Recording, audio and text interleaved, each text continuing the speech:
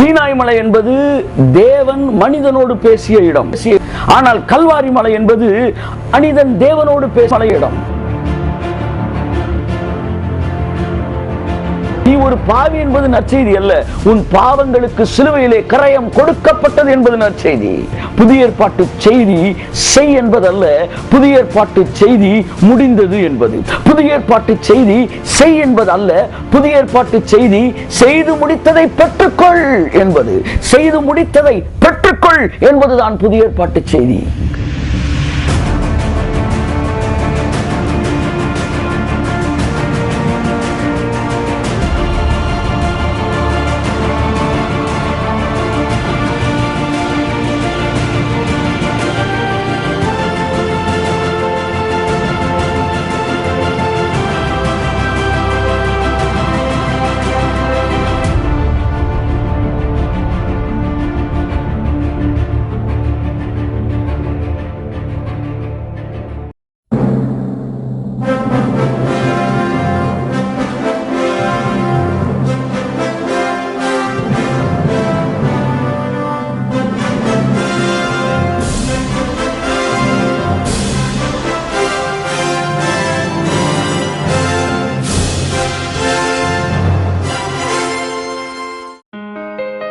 இயேசு கிறிஸ்துவின் நாமத்தினாலே வாழ்த்துக்கள். இந்த தொலைக்காட்சியின் வாயிலாக உங்களை சந்திப்பது எனக்கு மிக்க சந்தோஷம்.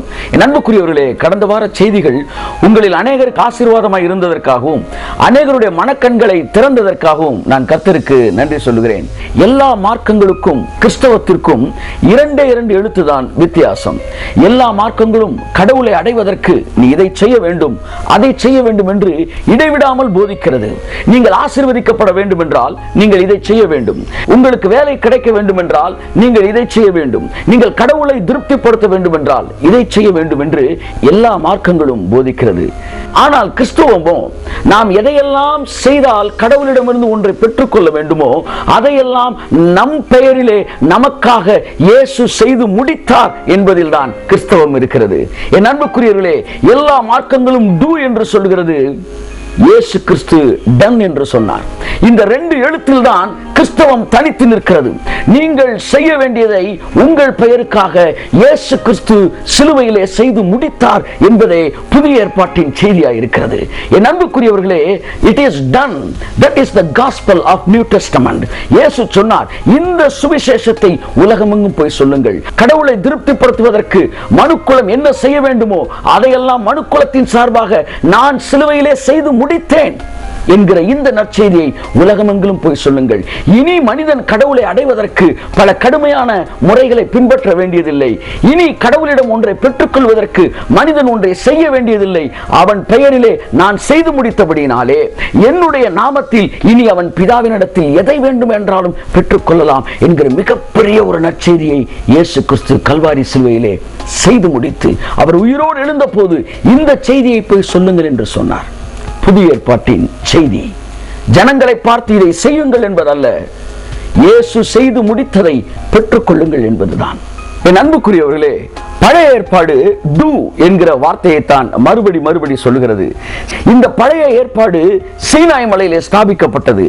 சீனாய் மலை என்பது டூ என்கிற வார்த்தையோடு துவங்குகிறது.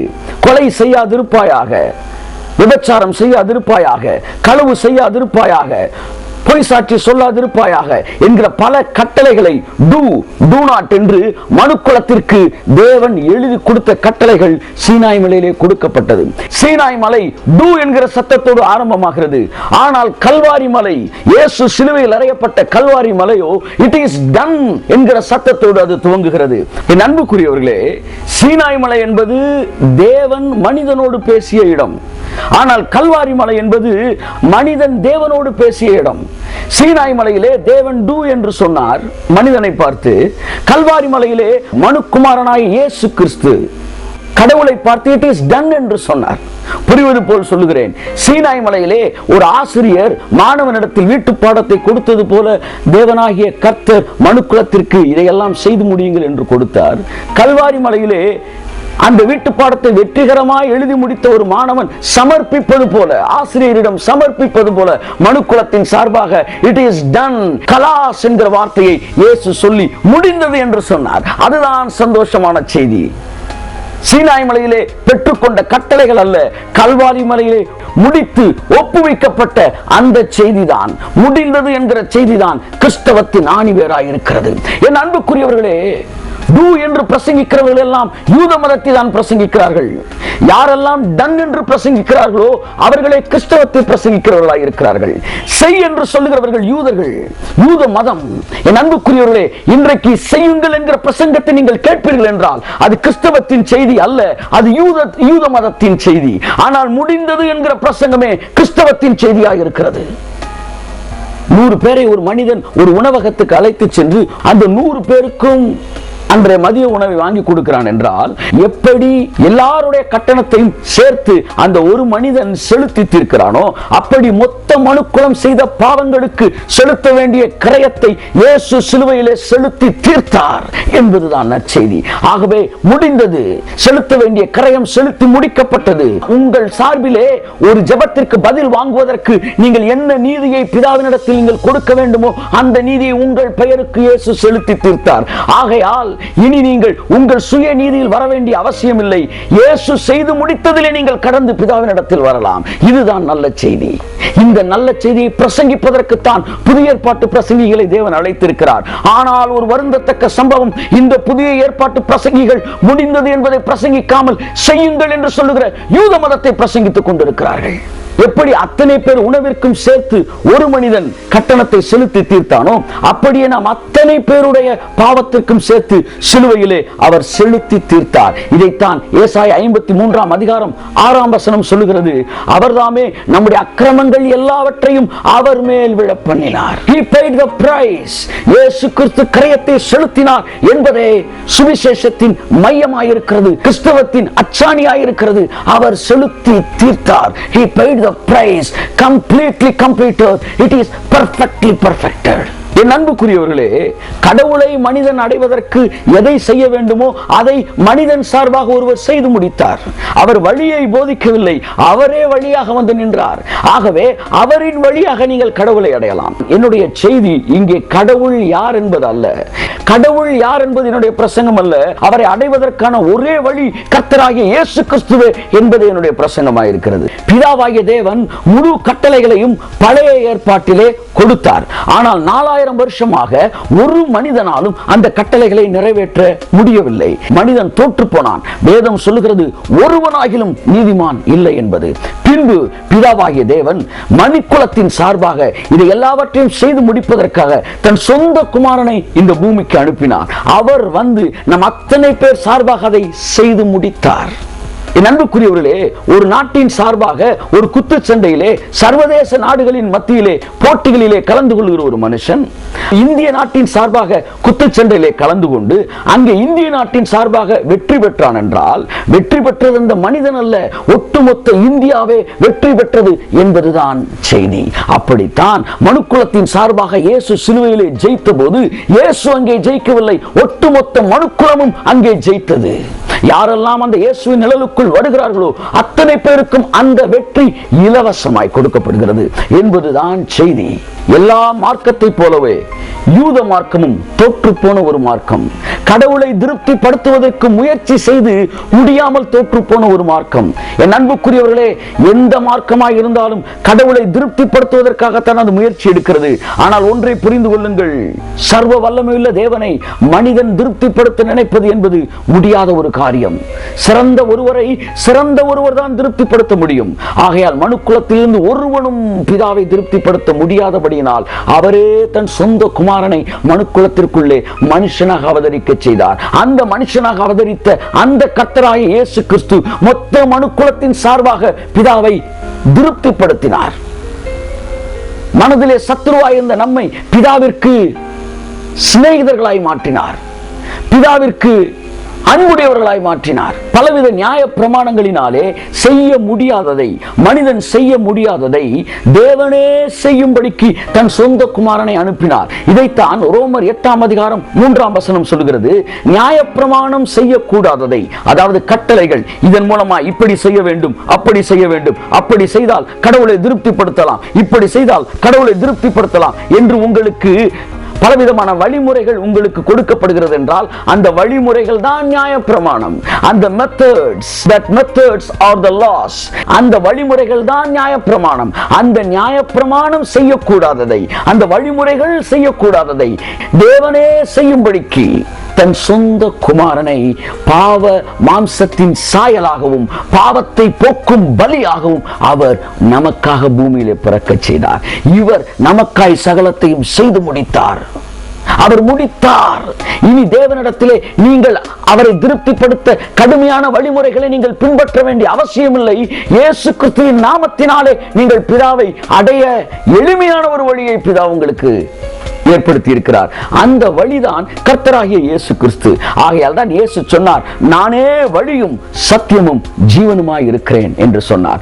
இயேசு கிறிஸ்து ஒரு வழியை நமக்கு காட்டும்படி வரவில்லை, அவரே வழியாய் வந்தார். மறுபடியும் நான் சொல்லுகிறேன், இயேசு கிறிஸ்து ஒரு வழியை காட்டும்படிக்கு வரவில்லை, அவரே வழியாக வந்தார். பழைய ஏற்பாட்டில் இருக்கிற அத்தனை தீர்க்கதரிசிகளையும் இயேசுவையும் நீங்கள் இணைத்து பேசவே முடியாது. மோசே என்பவன் தீர்க்கதரிசி, சாமுவேல் என்பவன் தீர்க்கதரிசி, நோவா என்பவன் தீர்க்கதரிசி.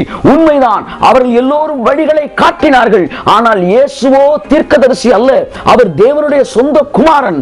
அவரும் ஒரு வழியை காட்ட வரவில்லை, அவரே அந்த வழியாக வந்தார். இன்னும் புரிவது போல் உங்களுக்கு சொல்லுகிறேன், படிக்க முடியாத ஒரு மாணவனை நன்றாக படிப்பதற்கு என்ன செய்ய வேண்டும் என்பதை போதித்தவர்கள் தான் தீர்க்கதரிசிகள். மோசேயும் நோவாவும் மற்ற தீர்க்கதரிசிகளும் அந்த மாணவன் தேர்ச்சி அடைவதற்கு, அந்த மாணவன் பாஸ் பண்ணுவதற்கு பல வழிமுறைகளை சொல்லிக் கொடுத்தார்கள். ஆனாலும் மனுக்குலத்தாலே தேர்ச்சி பெற முடியவில்லை. ஆனால் இயேசுவோ அந்த மாணவனுக்கு சொல்லிக் கொடுக்க வரவில்லை, அந்த மாணவனுக்கு பதிலாக அந்த தேர்வை எழுதி முடிக்கும்படி இயேசு கிறிஸ்து வந்தார். அவர்கள் வழியை காட்டினார்கள், இவரோ வழியாய் வந்தார். அவர்கள் போதித்தார்கள் இவன் பரீட்சை எப்படி எழுத வேண்டும் என்று. ஆனால் இவரோ இவனுக்கு பதிலாக பரீட்சையவே எழுதினார். தேவனா மையப்படுவதாக. என் அன்புக்குரியவர்களே, உங்கள் அத்தனை பேருடைய பாவங்களுக்காகவும் செலுத்த வேண்டிய கிரயத்தை இயேசு சிலுவையிலே செலுத்தி தீர்த்தார் என்பதுதான் கிறிஸ்தவத்தின் செய்தி. மறுபடியும் இதை செய்யுங்கள் என்று பிரசங்கிக்கிறவர்கள் கிறிஸ்தவத்தின் செய்தியை பிரசங்கிக்கவில்லை, அவர்கள் கிறிஸ்துவுக்கு முன்பாக இருக்கிற செய்தியை பிரசங்கித்துக் கொண்டிருக்கிறார்கள். என் அன்புக்குரியவர்களே, இந்த 2 எழுத்து மிகப்பெரிய மாற்றத்தை மற்ற மார்க்கங்களிலிருந்து கிறிஸ்தவத்தை தனித்து நிற்க செய்கிறது. இந்த ஒட்டுமொத்த உலகத்தின் அத்தனை மார்க்கங்களிலும் செய் என்று எங்கும் ஒலித்துக் கொண்டிருக்கிற சத்தங்களின் மத்தியிலே முடிந்தது என்று ஒலிக்கின்ற ஒரே சத்தம், அது கல்வாரியிலே இயேசு கிறிஸ்துவினிடத்திலிருந்து புறப்பட்ட சத்தம் மாத்திரமே. என் அன்புக்குரியவர்களே, செய் என்று சொல்லுகிற பிரசங்கிகளுடைய பிரசங்கத்தை நீங்கள் நன்றாய் கவனித்து பார்த்திருப்பீர்கள் என்றால் அவர்கள் பேசுவதெல்லாம் பழைய ஏற்பாட்டின் செய்திகளாய்த்தான் இருக்கும். ஆனால் பழைய ஏற்பாட்டிலே அவைகள் கொடுக்கப்பட்டது உண்மைதான், ஆனால் அவைகள் எல்லாம் சிலுவையிலே நிறைவு பெற்றது என்பதை அவர்கள் மறந்து விட்டார்கள். ஒரு கதையை முழுமையாக படிக்க வேண்டும், ஒரு செய்தியை முழுமையாக படிக்க வேண்டும். பழைய ஏற்பாடு முடிந்தது என்றால் மனிதனுக்கு கொடுக்கப்பட்ட வாய்ப்பு முடிந்தது என்று அர்த்தம். இப்பொழுது மனிதன் சார்பாக இயேசு கிறிஸ்து பிதாவாகிய தேவன் அனுப்பிய சொந்த குமாரன் அதை சிலுவையிலே செய்து முடித்தபடியினால் இனி மறுபடியும் உங்கள் சுய பலத்தினாலே நீங்கள் தேவனை அடைய வேண்டிய அவசியம் இல்லை என்பதுதான் இங்கே என்னுடைய செய்தி. இது என்னுடைய செய்தி அல்ல, இதுதான் புதிய ஏற்பாட்டின் செய்தி, இதுதான் ஆதி அப்போஸ்தலர்களின் செய்தி. அவர்கள் பிரசங்கித்ததெல்லாம் கட்டளைகளை பிரசங்கிக்கவில்லை, சிலுவையில் அறையப்பட்ட இயேசுவை பிரசங்கித்தார்கள். ஆம், அவர் நமக்காய் சிலுவையிலே அறையப்பட்டார். சிலுவையிலே ஒரு மாபெரும் கிரயம் செலுத்தி தீர்க்கப்பட்டது. அவர் சிலுவையிலே அவர் பலியாக அடிக்கப்பட்டது உண்மை என்றால் உங்கள் பாவங்கள் மன்னிக்கப்பட்டது என்பதும் உண்மை. சிலுவையிலே அவர் நமக்காக கிரயம் செலுத்தினார் என்றால் நீங்கள் விடுதலையாகி இருக்கிறீர்கள் என்பது உண்மை. நீங்கள் விடுதலையாக்கப்பட்டிருக்கிறீர்கள் என்கிற இந்த நற்செய்தியை சொல்வதற்குத்தான் புதிய ஏற்பாட்டிலே பிரசங்கிகளை அவர் அனுப்பினார். அந்தோ பரிதாபம், இன்றைய புதிய ஏற்பாட்டு பிரசங்கிகள் யூத மதத்தை பிரசங்கிக்கிற செய் என்று சொல்லுகிறவர்களாக இருக்கிறார்கள். இல்லை என அன்பானவர்களே, இது ஒரு நற்செய்தி. எது நற்செய்தி? நீ ஒரு பாவி என்பது நற்செய்தியா? நற்செய்தி பெருவிழா என்று அமைத்து வருகிற ஜனங்களை பார்த்து நீ ஒரு பாவி என்று சொல்லுகிறார்களே, இது நற்செய்தியா? இது ஒரு துர்ச்செய்தி. நீ ஒரு பாவி என்பது நற்செய்தி அல்ல, உன் பாவங்களுக்கு சிலுவையிலே கரையம் கொடுக்கப்பட்டது என்பது நற்செய்தி. சாபம் உன் மீது இருக்கிறது என்பது நற்செய்தி அல்ல. என் அன்புக்குரியவர்களே, உன் மீது இந்த சாபம் இருக்கிறது, அந்த சாபம் இருக்கிறது என்று பிரசங்கிக்கிறவர்களை குறித்து நான் கேள்விப்பட்டிருக்கிறேன், பார்த்திருக்கிறேன். நான் உங்களுக்கு சொல்லுகிறேன், உன் மீது இந்த சாபம் இருக்கிறது என்பது நற்செய்தியா, அல்லது கிறிஸ்து உனக்காக சாபமானார் என்பது நற்செய்தியா? உன் வியாதிக்கு காரணம் உன் பாவங்கள் தான் என்பது நற்செய்தியா? இல்லை, அவர் தழும்புகளாலே நீ சுகமானா என்பது நற்செய்தியா? என் அன்புக்குரியவர்களே, எதை பிரசங்கிக்கும்படி நாம் அழைக்கப்பட்டோம்? ஒரு வீட்டிற்குள் நுழையும் போது இந்த வீட்டிற்கு சமாதானம் உண்டாவதாக என்று சொல்லுங்கள் என்று இயேசு சொன்னார். சமாதானத்தை கூறி நற்காரியங்களை சுவிசேஷமாய் பிரசங்கிக்கிறவர்கள் என்று வேதம் நம்மை குறித்து சொல்லுகிறது. எது நற்காரியம்? அத்தனை பாவங்களுக்கு கரையம் சிலுவையிலே கொடுக்கப்பட்டது என்பதுதான் நற்காரியம். அந்த நற்காரியத்தை பேசும்படிக்கு கர்த்தர் உன்னையும் என்னையும் அழைத்திருக்கிறார். என் அன்புக்குரியவர்களே, நான் உங்களிடத்தில் சொல்லுகிறேன், உங்கள் பாவங்கள் சிலுவையிலே மன்னிக்கப்பட்டது. உங்கள் மீது இருந்த கோபம் உங்கள் மீது பிதாவுக்கு இருந்த கோபம் சிலுவையிலே தீர்க்கப்பட்டது. வேதம் சொல்லுகிறது, கர்த்தர் உங்களுக்கு பதிலாக இயேசு கிறிஸ்துவை சிலுவையிலே நொறுக்க சித்தமானார் என்று வேதம் சொல்கிறது. நீங்கள் நொறுக்கப்பட வேண்டிய அந்த இடத்திலே தன் சொந்த குமாரனை அவர் நொறுக்கினார். அதுதான் வேதம் சொல்கிறது. தேவனோ இயேசுவை நொறுக்க சித்தமானார். நீங்கள் வாழ்வடைய வேண்டும் என்பதற்காய் இயேசு சிலுவையிலே நொறுக்கப்பட்டார். நீங்கள் ஆரோக்கியமடைய வேண்டும் என்பதற்காய் இயேசு சிலுவையிலே காயங்கள் பட்டார். நீங்கள் பரிசுத்தமாக வேண்டும் என்பதற்காய் சிலுவையிலே நம்முடைய பாவங்களை அவர் சுமந்தார். இன்றைக்கு அந்த இயேசுவே என் ஆண்டவர் என்று சொல்லி நீங்கள் அவர் நிழலுக்குள் வருவீர்கள் என்றால் அந்த க்ஷணமே அந்த மன்னிப்பை நீங்கள் பெற்றுக் கொள்கிறீர்கள். அதைத்தான் நான் சொல்லுகிறேன். புதிய ஏற்பாட்டு செய்தி செய் என்பதல்ல, புதிய ஏற்பாட்டு செய்தி முடிந்தது என்பது. புதிய ஏற்பாட்டு செய்தி செய் என்பது அல்ல, புதிய ஏற்பாட்டு செய்தி செய்து முடித்ததை பெற்றுக்கொள் என்பது. செய்து முடித்ததை பெற்றுக்கொள் என்பதுதான் புதிய ஏற்பாட்டு செய்தி. போகட்டும், நான் பெற்றுக்கொள்வதற்கு என்ன செய்ய வேண்டும் என்கிற கேள்வி உங்களுக்கு எழும்புகிறது என்றால், வேதம் சொல்லுகிற வழியை நான் உங்களுக்கு சொல்லுகிறேன். ஒரு எளிமையான ஊமையின் மூலம் உங்களுக்கு அதை நான் புரிய வைக்க விரும்புகிறேன். நான் ஒரு மிகப்பெரிய செல்வந்தன் என்று வைத்துக் கொள்வோம். பல கோடிகளுக்கு நான் அதிபதி என்று வைத்துக் கொள்வோம். பல வருடமாய் நான் சம்பாதித்த பல கோடி சொத்துக்களுக்கு அதிபதியாய் நான் இருக்கிறேன். இந்த சொத்துக்களுக்கெல்லாம் நீங்கள் அதிபதியாய் மாற வேண்டும் என்றால் நீங்கள் என்ன செய்ய வேண்டும்? நீங்கள் எனக்கு பிள்ளையாய் மாற வேண்டும். ஆம், நீங்கள் எனக்கு பிள்ளையாய் மாறுகிற அந்த நிமிஷத்திலே 40 வருடமோ 50 வருடமோ 60 வருடமோ நான் சேர்த்து வைத்த சொத்துக்கள் அனைத்திற்கும் மொத்தத்திலே நீங்கள் உரிமையாளராய் மாறுகிறீர்கள். அதைத்தான் வேதம் சொல்லுகிறது. அதைத்தான் இயேசு சொன்னார். அவருடைய நாமத்தின் மீது, இயேசு கிறிஸ்துவின் நாமத்தின் மீது விசுவாசம் உள்ளவர்களாய் அவரை ஏற்றுக்கொண்டவர்கள் எத்தனை பேரோ அத்தனை பேரும் அவருக்கு பிள்ளைகளாகும்படி அவர் அவர்களுக்கு அதிகாரம் கொடுத்தார். புதிய ஏற்பாட்டு செய்தி செய் என்பது அல்ல, செய்து முடித்ததை பெற்றுக்கொள் என்பதுதான் என்று நான் உங்களுக்கு சொன்னேன். எப்படி பெற்றுக்கொள்வது? அவருக்கு பிள்ளைகளாய் நீங்கள் மாறும்போது அவைகளை நீங்கள் பெற்றுக்கொள்கிறீர்கள். கடவுளிடமிருந்து ஒன்றை செய்து வாங்க வேண்டும் என்று நீங்கள் விரும்புகிறீர்கள் என்றால் நீங்கள் அடிமைகளாய் இருக்கிறீர்கள். ஆனால் செய்து முடித்ததை இலவசமாய் நீங்கள் பெற்றுக்கொள்கிறீர்கள் என்றால் நீங்கள் பிள்ளைகளாய் இருக்கிறீர்கள். ஆம், கர்த்தர் உங்களை அடிமைகளாய் அல்ல, உங்களை பிள்ளைகளாய் வைத்திருக்கிறார். உங்களை பிள்ளைகளாய் அழைத்திருக்கிறார். அவரை நீங்கள் ஏற்றுக்கொண்டபடியினால் அவருக்கு நீங்கள் பிள்ளைகளாய் மாறி இருக்கிறீர்கள். நீங்கள் பிள்ளைகளாய் மாறி இருக்கிறீர்கள் என்றால் அவருக்கு நீங்கள் சுதந்திரவாளியாய் இருக்கிறீர்கள். இனிமேல் செய் என்பது அடிமைத்தனத்தின் பிரசங்கம். அங்கே இருந்து நீங்கள் விடுதலையாகி பிள்ளையாய் மாறி இருக்கிறீர்கள். இப்பொழுது செய்து முடித்ததை நீங்கள் அனுபவிப்பதுதான் உங்களுடைய வாழ்க்கை. ஆம், முடிந்தது. உங்களுக்காக இயேசு கிறிஸ்து எல்லாவற்றையும் செய்து முடித்தார். கர்த்தர் தாமே உங்களை ஆசீர்வதிப்பாராக. என் அன்புக்குரியவர்களே, நீங்கள் அடிமைகளாய் அல்ல, நீங்கள் சுதந்திரவாளியாய் இருக்கிறீர்கள். நீங்கள் பிள்ளைகளாய் இருக்கிறீர்கள். வேதம் அப்படித்தான் சொல்லுகிறது. நாம் தேவனுடைய பிள்ளைகள் என்று அழைக்கப்படுவதினாலே தேவன் நம் மீது வைத்த அன்பு எத்தகையது என்று பாருங்கள். கிறிஸ்தவம் வலிமையானது, ஆனால் அதே நேரம் அது எளிமையானது. ஆம், ஒரு தகப்பன் தன் பிள்ளைக்கு கொடுமையான ஒரு பாதையை தன்னை வந்து அடைவதற்கு வைக்க மாட்டான். எந்த ஒரு தகப்பனும் தன் பிள்ளை தன்னை அடைவதற்கு எளிமையான ஒரு வழியை தான் ஏற்படுத்துவான். அதைத்தான் கடவுளும் உங்களுக்கு ஏற்படுத்தியிருக்கிறார் என்று சொல்லும் போது அதை ஏன் உங்கள் மனம் நம்ப மறுக்கிறது? கொடுமையான வழியைத்தான் நீங்கள் தெரிந்து கொள்ள முயற்சி எடுக்கிறீர்கள். ஆனால் அந்த கொடுமையான வழியிலே நீங்கள் போய் அடைந்த பாடும் இல்லை, ஒருவனும் அடைந்த பாடும் இல்லை. ஆனால் தேவன் ஒரு எளிமையான ஒரு பாதையை வைக்கிறார். அந்த பாதை, அந்த வழி இயேசுவே, கர்த்தராகிய இயேசு கிறிஸ்துவே. இயேசு சொன்னார், நானே வழி, என்னை அல்லாமல் ஒருவனும் பிதாவினிடத்தில் போகான். அந்த வழி எளிமையானது, அந்த வழி எளிமையானது.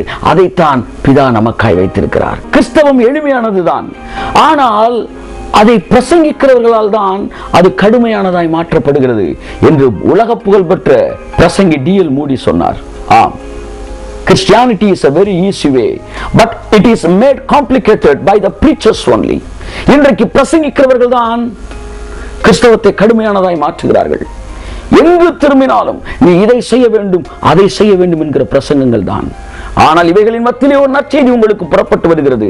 வேதம் அந்த நற்செய்தியை சொல்லுகிறது. அந்த செய்தி என்னவென்றால், முடிந்தது, கலாஸ், it is completely completed, it is perfectly perfected. எல்லாவற்றை அவர் முடித்தார். அவர் நிழலுக்குள் வருகிறபடியினால் அந்த ஆசீர்வாதங்களுக்கு நீங்கள் சொந்தக்காரராய் மாறுகிறீர்கள் என்பதுதான். ஆம், இயேசு கிறிஸ்துவே வழியும் சத்தியமும் ஜீவனுமாயிருக்கிறார். அந்த வழியின் வழியாய் நீங்கள் வருவீர்கள் என்றால், அந்த முடிந்ததின் வழியாய் நீங்கள் வருவீர்கள் என்றால், உங்களுக்காக மாபெரும் ஆசீர்வாதங்கள் இந்த பூமியிலும் பரலோகத்திலும் காத்திருக்கிறது. அந்த ஒரே வழிதான் உன்னதத்தை அடைய உண்மையான வழி, சரியான வழி. கர்த்தர் தாமே உங்களை ஆசீர்வதிப்பார். கிறிஸ்தவத்தின் செய்தி செய் என்பது அல்ல, அது முடிந்தது என்பது. கிறிஸ்தவத்தின் செய்தி செய் என்பது அல்ல, செய்து முடித்ததை பெற்றுக்கொள் என்பது. எப்படி பெற்றுக்கொள்வது? பிள்ளைகளாய் மாறும்போது ஒரே நேரத்திலே அவருடைய அத்தனை ஆசீர்வாதங்களுக்கும் சுதந்திரவாளியாய் மாறுகிறீர்கள். கர்த்தர் தாமே உங்களை ஆசீர்வதிப்பாராக. God bless you. மறுபடியும் சந்திப்போம். என் அன்புக்குரியவர்களே, ஜென்டில் வாய்ஸ் என்கிற ஒரு மாத பத்திரிகையை, ஒரு தின தியான பத்திரிகையை நான் எழுதி வருகிறேன். இதில் ஒவ்வொரு நாளுக்கும் ஒரு தியானம் இருக்கும். இது மாதந்தோறும் வெளிவரும். இந்த பத்திரிகை உங்களுக்கு வேண்டும் என்றால், நீங்கள் கீழே சொல்லப்பட்டிருக்கிற இந்த எண்ணிற்கு உங்களுடைய முகவரியை நீங்கள் அனுப்புவீர்கள் என்றால், சில பிரதிகளை உங்களுக்கு இலவசமாய் நாங்கள் அனுப்புவோம். அதை படித்த பின்பு உங்களுக்கு தொடர்ந்து அது விருப்பமாய் இருந்து பெற்றுக்கொள்ள விரும்புவீர்கள் என்றால், அதற்கான ஆண்டு சந்தாவை நீங்கள் கட்டி இந்த பத்திரிகையை நீங்கள் பெற்றுக்கொள்ளலாம். முதலாவது உங்களுக்கு அது இலவசமாய் அனுப்பப்படும். ஒரு வேதாகம கல்லூரி ஒன்றை வருகிற ஜனவரி மாதத்திலிருந்து நாங்கள் ஸ்தாபிக்கவிருக்கிறோம். ஒருவேளை உங்களுக்கு முழு நேர அழைப்பு இருக்கும் என்றால், நீங்களும் இயேசு கிறிஸ்துவின் முடிந்தது என்கிற அந்த நற்செய்தி உலகமெங்கிலும் அற்புத அடையாளங்களோடு நீங்கள் பிரசங்கிப்பதற்கு அழைப்பு பெற்றவராய் நீங்கள் இருப்பீர்கள் என்றால், உடனடியாக நீங்கள் எங்களை தொடர்பு கொள்ளலாம். உங்களுக்காக நான் ஜெபிக்க விரும்புகிறேன். ஒருவேளை வியாதியோடு கூட நீங்கள் அமர்ந்திருக்கலாம், அல்லது பிரச்சனையோடு அமர்ந்திருக்கலாம். நான் உங்களுக்கு சொல்லுகிறேன், உங்கள் வாழ்க்கையில் திறக்கப்பட வேண்டிய கதவுகளை இன்றைக்கு தேவன் திறப்பார். உங்கள் வாழ்க்கையிலே சுகமாக வேண்டிய வியாதிகளை இன்றைக்கு தேவன் சுகமாக்குவார். ஒருவேளை நீங்கள் எங்கு இருந்தாலும் சரி, அப்படி நீங்கள் கண்களை மூடுவீர்கள் என்றால், உங்களுக்காக நான் ஜெபிக்கிறேன். கர்த்தர் உங்கள் வாழ்க்கையிலே இன்றைக்கு ஒரு அற்புதத்தை செய்வார். கண்களை மூடி ஜெபிப்போம். சர்வ வல்லமையுள்ள பிதாவே, கர்த்தராகிய இயேசு கிறிஸ்துவின் நாமத்தினாலே இந்த தொலைக்காட்சியின் வழியாக இந்த செய்தியை பார்த்து கொண்டிருக்கிற ஒவ்வொருவருக்காக நான் ஜெபிக்கிறேன். இப்பொழுதும் கூட என் வாழ்க்கையில் ஒரு அற்புதம் நடக்காதா என்று ஏங்கி தவித்துக் கொண்டிருக்கிற ஒவ்வொருவருக்காக நம்முடைய சமூகத்தில் வருகிறேன். எங்கள் நீதி நிமித்தம் அல்ல ஆண்டவரே, எங்கள் எல்லோருக்காகவும் செலுத்த வேண்டிய கிரயத்தை சிலுவையிலே செலுத்தி முடித்த இயேசு கிறிஸ்துவின் நாமத்தில் நான் வருகிறேன். இந்த செய்தி உண்மை என்பதையும், இந்த சத்தியம் உண்மை என்பதையும் இவர்கள் அறிந்து கொள்ளும்படி இப்பொழுது இவர்களுக்கு ஒரு அற்புதம் நடைபெறுவதாக, அற்புதங்கள் கட்டவிழ்க்கப்படுவதாக, வியாதிகள் மறைவதாக, இயேசு கிறிஸ்துவின் நாமத்தில் வெளியேறு என்ற கட்டளை கொடுக்கிறேன். பலவீனங்கள் நீங்குவதாக, கடன் பிரச்சனைகள், பாரங்கள், குறைவுகள் எல்லாம் இயேசு கிறிஸ்துவின் நாமத்தில் நிறைவாய் மாறுவதாக. இதுவரை மூடியிருந்த கதவுகள் இந்த க்ஷணப்பொழுதிலே இயேசு கிறிஸ்துவின் நாமத்தில் திறக்கப்படுவதாக. 8 திக்குவர்களுக்கான வாய்ப்புகள் கடந்து வருவதாக. இயேசு கிறிஸ்துவின் ரத்தம் தெளிக்கப்படட்டும். அவர்கள் வீடுகளுக்குள் இருக்கிற பலவீனங்கள், வீடுகளுக்குள் இருக்கிற வியாதிகள், வீடுகளுக்குள் இருக்கிற இருள் இயேசு கிறிஸ்துவின் நாமத்தில் வெளியேறு என்ற கட்டளை கொடுக்கிறேன். சத்தியம் அவர்களை விடுதலை ஆக்குகிறது இயேசுவின் நாமத்தில். இந்த செய்தியை கேட்கிற ஒவ்வொருவனுக்காகவும் இயேசு கிறிஸ்து சிலுவையிலே கிரயத்தை செலுத்தி தீர்த்தபடியினாலே அந்த கிரயத்தின் வழியாய் நான் வருகிறேன். இயேசுவின் நாமத்தில் வருகிறேன். வெளியேறு என்ற கட்டளை கொடுக்கிறேன். இயேசுவின் ரத்தம் தெளிக்கப்படட்டும். இயேசு கிறிஸ்துவின் நாமத்தில் ஆசீர்வதிக்கிறேன். இவருடைய எல்லா கஷ்டங்களும் மறைவதாக, இவர் கண்ணீர் துடைக்கப்படுவதாக, பிரிந்திருக்கிற குடும்பங்கள் இயேசு கிறிஸ்துவின் நாமத்தில் இணைவதாக, வெடிப்புகளை பொருந்த பண்ணுகிற தேவனாகிய கர்த்தர் இவர் வாழ்க்கையில் இருந்த பிளவுகள் நீங்கி இவர்களை இணைப்பீராக. கண்ணீர் எல்லாம் துடைக்கப்படட்டும். தகப்பன் தாயின் பாசத்தை இழந்து தவிக்கிற பிள்ளைகளுக்கு ஒரு தெய்வீக சமாதானமும் சந்தோஷமும் இந்த வேளையிலே கட்டவிழ்க்கப்படுவதாக. ஆசீர்வதிக்கிறேன். அடுத்த முறை நான் இவர்களை பார்க்கும்போது அற்புதங்களோடு இவர்கள் அமர்ந்திருக்கட்டும். இவர்கள் வாழ்க்கையின் எல்லா பிரச்சனைகளும் மறைவதாக என்று சொல்லி நான் ஜெபிக்கிறேன். இவர்களை இயேசு கிறிஸ்துவின் நாமத்தில் நான் ஆசீர்வதிக்கிறேன். இவர்கள் ஆசீர்வதிக்கப்பட்டவர்களாக இருப்பார்களாக. வெளிச்சம் இவர்கள் இருதயத்தில் பிரகாசிப்பதாக, இவர்கள் மனக்கண்கள் திறக்கப்படுவதாக. ஆசீர்வதிக்கிறேன். இயேசு கிறிஸ்துவின் நாமத்தில் ஜெபிக்கிறேன் ஜீவனுள்ள நல்ல பிதாவே. ஆமென். நன்றி நேயர்களே. உங்களோடு கூட நேரம் செலவழிக்க தேவன் கொடுத்த கிருபைக்காய் நான் நன்றி சொல்லுகிறேன். தொடர்ந்து ஒவ்வொரு வாரமும் செவ்வாய்க்கிழமை 10:30 11 மணி வரை மறுபடியும் உங்களை சந்திக்கிறேன். அதுவரை இயேசு கிறிஸ்துவின் நாமத்தில் உங்களிடத்திலிருந்து விடைபெறுகிறேன். கர்த்தர் தாமே உங்களை ஆசீர்வதிப்பாராக. நன்றி, வணக்கம்.